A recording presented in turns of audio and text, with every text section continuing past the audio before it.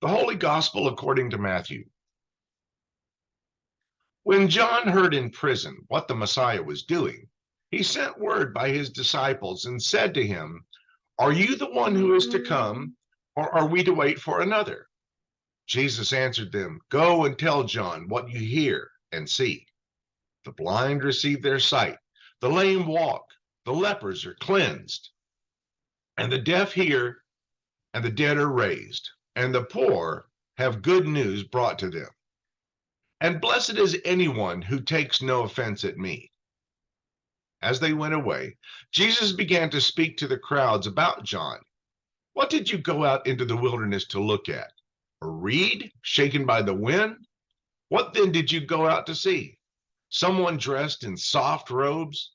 Look, those who wear soft robes are in royal palaces. What then did you go out to see? A prophet? Yes, I tell you, and more than a prophet. This is the one about whom it is written, 'See, I am sending my messenger ahead of you, who will prepare your way before you.' Truly, I tell you, among those born of women, no one has arisen greater than John the Baptist. Yet the least in the kingdom of heaven is greater than he." The gospel of the Lord. You may be seated. This is an important text for us. Obviously, all texts are important. But as it appears in the early part of our liturgical year, it's kind of setting forward. It's essential for us to notice that here in the beginning of the year, as this coming year we trek through the gospel according to Matthew, we will see a constant reference to the Hebrew Bible. So look at the way Jesus uses the Hebrew Bible. We can better understand who Jesus is, and even who John is. Jesus is calling us to look back at the prophet Isaiah. When Jesus responds to John's disciples, Jesus begins to describe who John is and returns us to the Hebrew Bible. It sets the tone for Matthew and also for the rest of our year of look at how Jesus fulfills what the prophets had talked about. Are you the one who is to come, or shall we look for another? Remember, John had his own followers, his own disciples.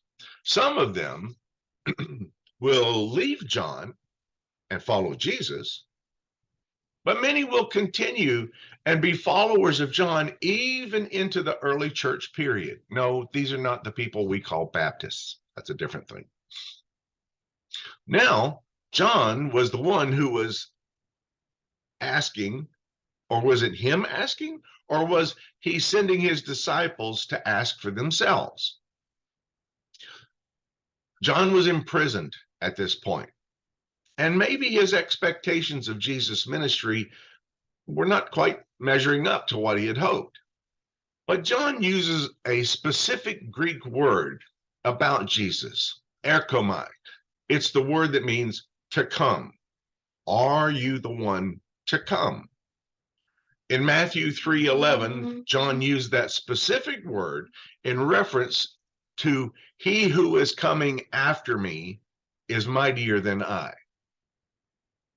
He's also quoting the Greek translation of Psalm 118, verse 26. Blessed is he who comes in the name of the Lord. But you'll also remember, I'm sure, that that's the very psalm that gets quoted by the people, by the crowd, when Jesus is entering into Jerusalem in Matthew 21:9. The coming one is sort of a semi-technical phrase for the Messiah. Are you the coming one?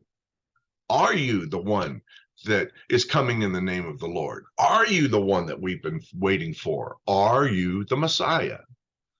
Jesus answers them. He says, go and tell John what you see and hear. You see, the blind see, the deaf hear, the dead are raised from the grave, the poor have the good news preached to them. Why didn't he just say, yes, I'm the one? Because Jesus wants them and us to look at what he's doing, look at what he's saying, not just to answer, yeah, I'm he, and giving a sort of what do I want to say, uncritical answer. No, he says, don't just take my word for it, because he's wanting us to compare his words and deeds with what the Hebrew prophets said, especially Isaiah, but others certainly. Don't just take my word for it. Compare me to what Isaiah said. See if I match up with what the prophets foretold. Jesus isn't just pointing to his own power, but he is alluding to passages that show that he has come to inaugurate the new creation. So when the deaf hear and the blind see, when the dead are raised, when the mute can speak, when the poor are comforted with the good news, he's acting in compassion and he's showing his authority, but he's doing more than that as well. Jesus is initiating the new creation where blindness, deafness, and even death do not have the final say.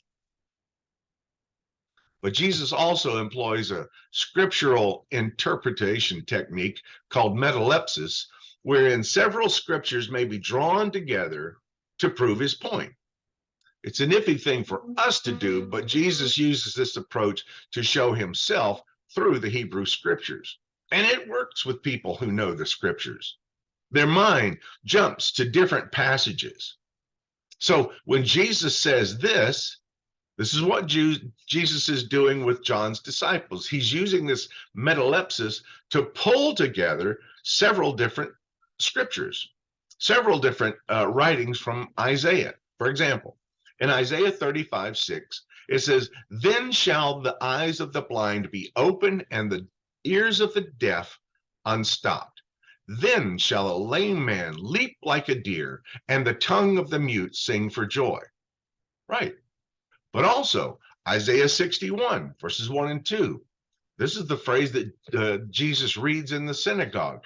"The Spirit of the Lord is upon me, on account of which he has anointed me.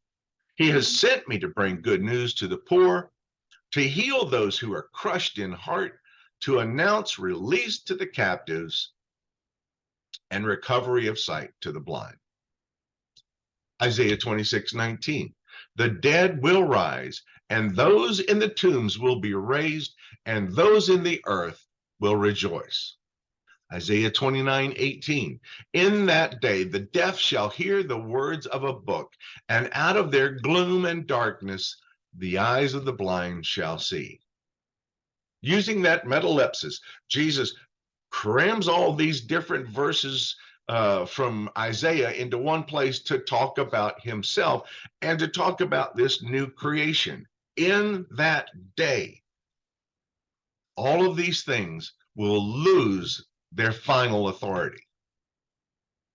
Jesus is telling the disciples of John that they and John should go back and read the book of Isaiah, and they would find their answers there. Thus will they understand the new creation. They will see that Jesus brings the fulfillment of the new creation in himself. Jesus is not only initiating the new creation through the forgiveness of sin, but through bodily means as well.